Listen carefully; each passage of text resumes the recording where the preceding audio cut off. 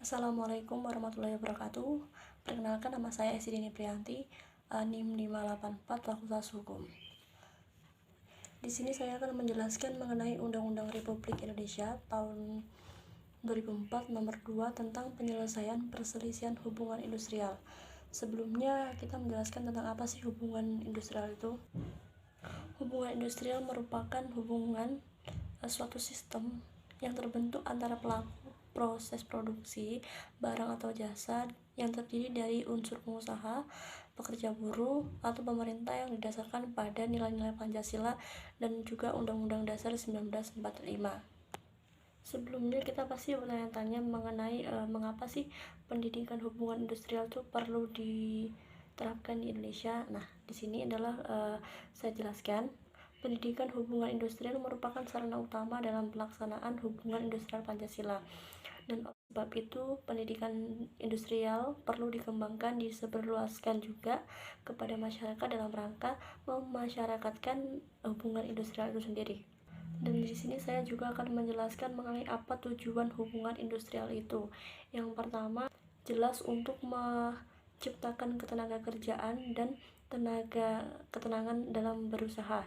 Yang kedua, menciptakan iklim kondusif bagi peningkatan produktivitas untuk pengembangan usaha dan peningkatan kesejahteraan pekerja buruh serta keluarganya. Yang ketiga, menciptakan iklim dan mendorong kemajuan usaha dalam meningkatkan investasi dalam rangka pertumbuhan ekonomi nasional dan juga mampu memperluas kesempatan kerja dan mengurangi pengangguran. Untuk selanjutnya, bagaimana sih tujuan hubungan industrial dapat dicapai? Yang pertama itu, untuk mencapai tujuan hubungan industrial itu diperlukan sarana hubungan atau industrial yang sesuai yang ditetapkan dalam pasal 103 UU nomor 13 tahun 2003 tentang ketenagakerjaan. Di sini ada beberapa sarana hubungan industrial. Yang pertama yaitu ada serikat pekerja atau serikat buruh. Yang kedua, organisasi pengusaha. Yang ketiga, lembaga kerjasama bipartit. Yang keempat, lembaga kerjasama tripartit. Yang kelima, ada peraturan perusahaan. Yang keenam, ada perjanjian bekerja sama. Nomor 7, peraturan perundang-undangan ketenagakerjaan. Dan yang kedelapan, lembaga penyelesaian perselisihan hubungan industrial. Dalam hubungan industrial itu sendiri pasti ada objek-objek yang diperlukan dalam hubungan industrial itu sendiri, yaitu seperti yang pertama, kalangan buruh atau pekerja atau serikat buruh, yaitu mereka yang bekerja dalam perusahaan swasta maupun perusahaan badan usaha negara atau BUMN atau BUMD. Yang kedua, ada kalangan pengusaha, yaitu pemilik usaha, kuasa usaha, direksi atau terutama direktur, dan juga pemimpin perusahaan. Yang ketiga, ada kalangan pemerintah, yaitu yang pertama, aparatur pemerintah, terutama yang menangani masalah-masalah hubungan industrial serikat yang terkait dengan kalangan legislatif dan juga DPR ataupun DPRD. Yang kelima, ada kalangan masyarakat, yaitu lembaga swadaya masyarakat atau LSM, pemerhati hubungan industrial atau tokoh masyarakat. Dan yang keenam ini ada lembaga pendidikan SMA, SMK atau sederajat, perguruan tinggi, dan juga satuan pendidikan non formal. Untuk jelasnya di sini saya akan menerangkan tentang Undang-Undang Republik Indonesia tahun 2004 Nomor 2 tentang penyelesaian perselisihan hubungan industrial. Yang pertama itu dengan persetujuan Presiden dan juga DPR atau Dewan Perwakilan Rakyat Indonesia memutuskan menetapkan undang-undang tentang penyelesaian perselisihan hubungan industrial, yaitu yang pertama, ketentuan umum dalam pasal 1. Dalam undang-undang ini yang dimaksud dengan perselisihan hubungan industrial adalah perbedaan pendapat yang mengakibatkan pertentangan antara pengusaha atau gabungan pengusaha dengan pekerja buruh atau serikat buruh, serikat pekerja, karena adanya perselisihan mengenai hak, perselisihan kepentingan, dan juga adanya perselisihan pemutusan hubungan kerja, dan juga perselisihan antara serikat pekerja atau serikat buruh dalam satu perusahaan.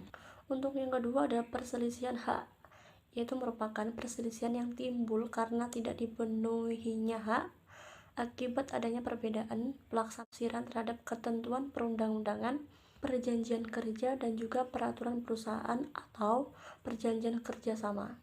Dan yang ketiga ada perselisihan kepentingan, adalah perselisihan yang timbul dalam hubungan kerja karena tidak adanya kesesuaian pendapat mengenai perbuatan atau perjanjian kerja atau peraturan perusahaan, dan juga perjanjian kerjasama. Untuk yang keempat ada perjanjian pemutusan kerja, adalah perselisihan yang timbul karena tidak adanya kesesuaian pendapat, yang itu mengenai pengakhiran hubungan kerja yang dilakukan oleh salah satu pihak, jadi memutus sebelah antara pihak industrial. Yang kelima di sini ada perselisihan antara serikat pekerja dengan serikat buruh, di mana di sini tidak adanya persesuaian paham mengenai keanggotaan, pelaksanaan hak, dan juga kewajiban keserikatan pekerjaan itu sendiri. Di hukum yang merupakan pertama Undang-Undang Republik Indonesia Nomor 13 Tahun 2003 tentang Ketenagakerjaan. Yang kedua ada dasar hukum Keputusan Menteri Tenaga Kerja Republik Indonesia Nomor Kep 1110 Men garing 1986 tentang pola pembinaan dan pengembangan pendidikan hubungan industrial.